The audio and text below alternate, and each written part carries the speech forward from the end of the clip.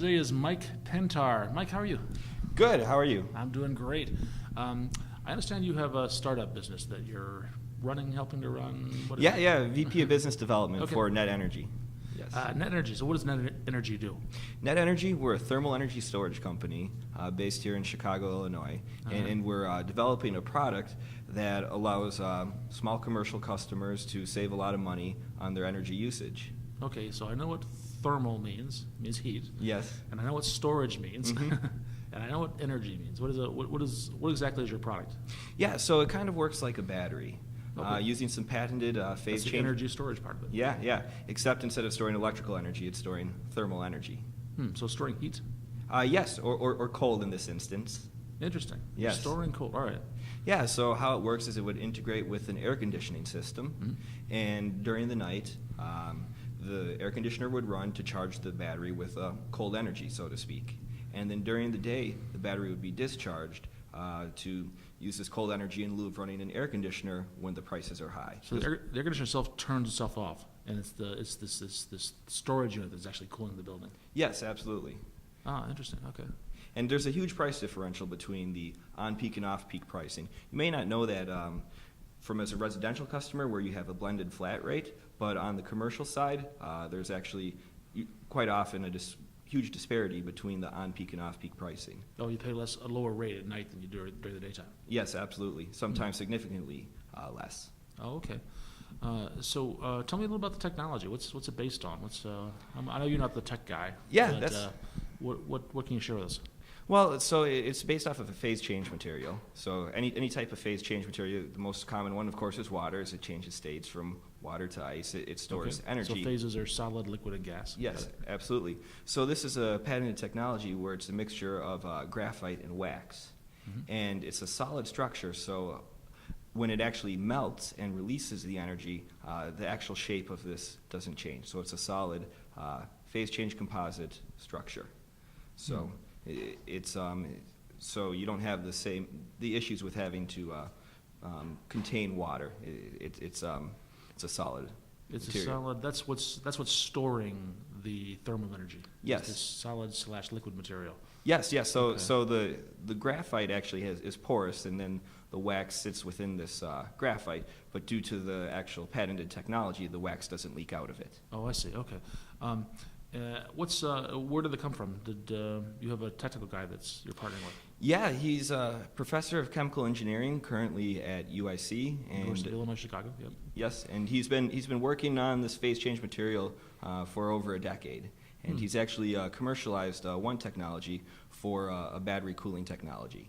And so this is a spin-off of the company and using it for cold storage. Okay, so this is using some of that technology, but it's a separate company. Yes. In other words, this is a startup you're going through right now. Oh yeah, absolutely. That's why we're here at the Chicago Innovation Exchange, which is really friendly to startups. Oh yeah, absolutely. It's been great being here. Tell me about how's the startup going? Are you is the product out? Do you have customers?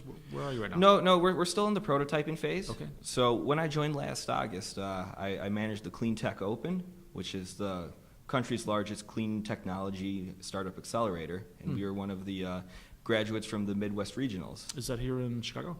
No, that actually, it's headquartered for the Nationals in San Francisco, and then this year the final event for the Midwest was up in Minneapolis. I see, okay. So I was able to present the technology.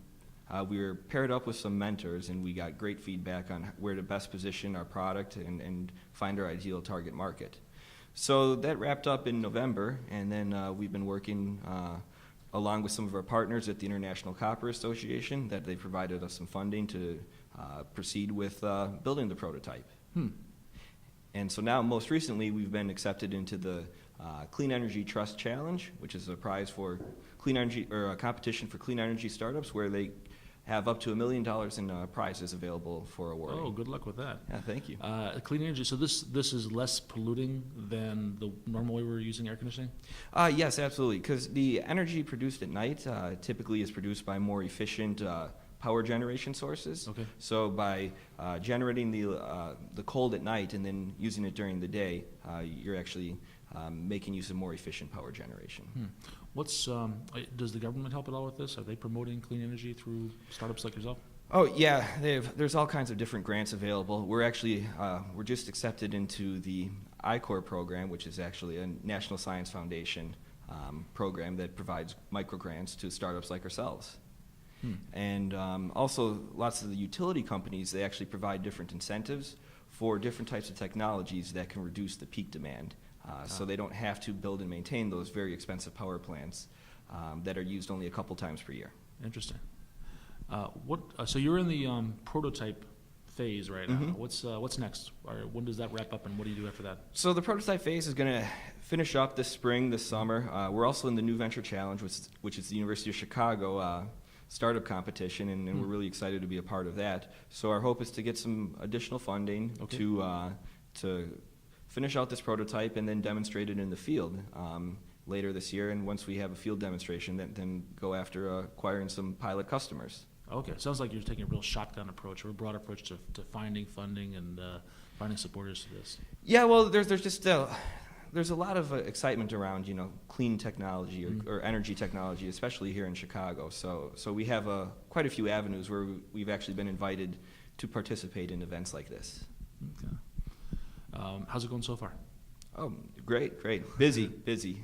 Especially once we've been accepted into all these competitions. So I've been working on helping build out the team. We have a really strong technology team, and I've been working on the business side, but there's always room for more help. Everybody's here locally in Chicago? Yes. Okay.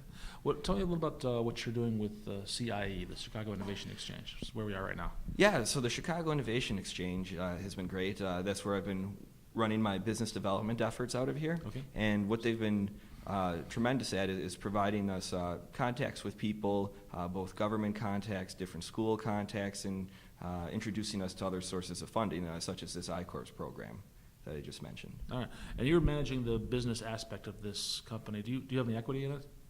Do I have equity? Yes. You do? Okay, yeah, good. So you're a absolutely. co-owner. Best of luck to you then. Yeah, thank you. Is there anything we haven't talked about that we should have? No, I think we covered most of what NETEnergy does and where we're at in the stage, and it's just a really cool technology that we're excited about. Thank you so much. Okay, great.